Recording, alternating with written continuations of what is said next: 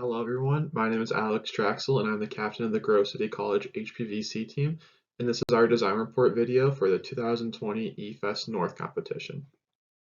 This year, the Grove City College Human Powered Vehicle team designed, manufactured, and preliminary tested a recumbent tadpole trike for the 2020 ASME eFest North competition.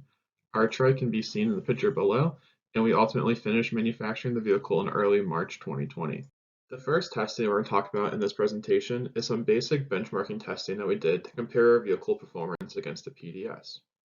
The first PDS standard that we tested of our vehicle was making sure that the vehicle, when traveling at 24 kilometers per hour, can stop within 4.57 meters. This would give us a stopping distance that would be safe to ride the vehicle at medium speeds to make sure we can stop in traffic, as well as making sure that the vehicle complies to the ASME HPV safety standards. When having the vehicle travel in excess of 24 km per hour on several trials, we were able to stop the vehicle on average at 3.05 meters past the initial braking point. Additionally, we wanted to make sure that our minimum turn radius was rather small so we can maneuver urban areas and again be within the ASME HPV safety spec. And we found our minimum turn radius to be 2 meters, which is well within the 2.5 meter radius specified in our PDS.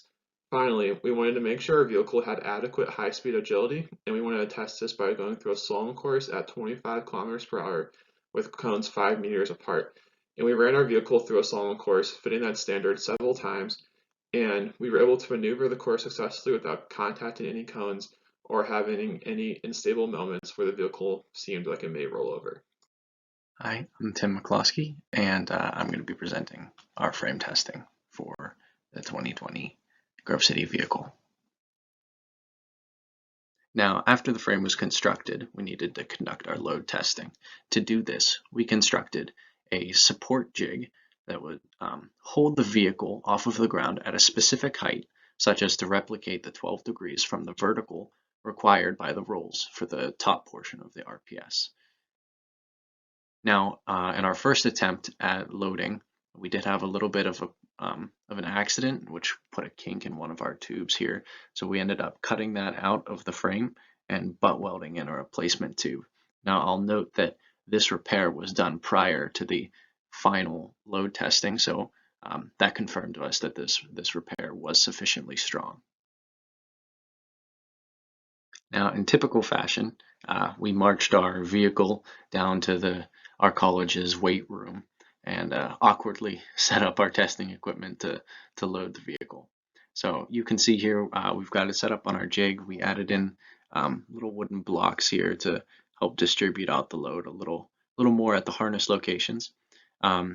You'll note that the vehicle is set down farther than it would if there was a rear wheel out back here at the axle, which in turn lets the loading, which is currently vertical, actually represent the 12 degrees from vertical required.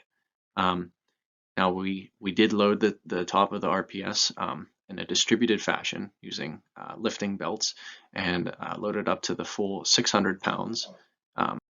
Right off here to the screen, off of the side of the screen here, we have a weight set up on the front at the lower harness location about there, which is reacting about 100 pounds upwards to prevent the vehicle from flipping over, which is how we had the accident the first time around.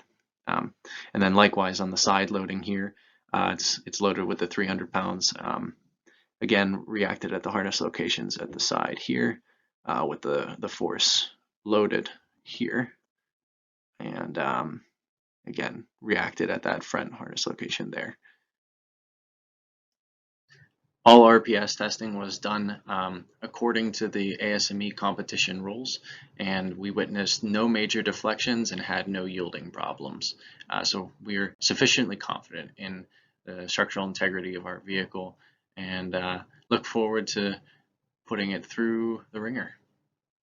Due to Grove City College being closed due to the COVID-19 health pandemic, we were unable to complete all the testing that we wish we were able to do before competition. However, in the rest of this presentation, we're going to outline one of those tests that we planned but ultimately were unable to complete before competition. This testing was some fairing verification that we wished to do before competition that was ultimately going to allow us to understand how our fairing is affecting our vehicle performance. Our goal was to roll the vehicle unpowered down a hill on our campus with a rider inside to steer it, with a combination of having the front fairing and back fairing in place installed and removed, and do several combinations, and ultimately record the top speed of the vehicle at the bottom of the hill.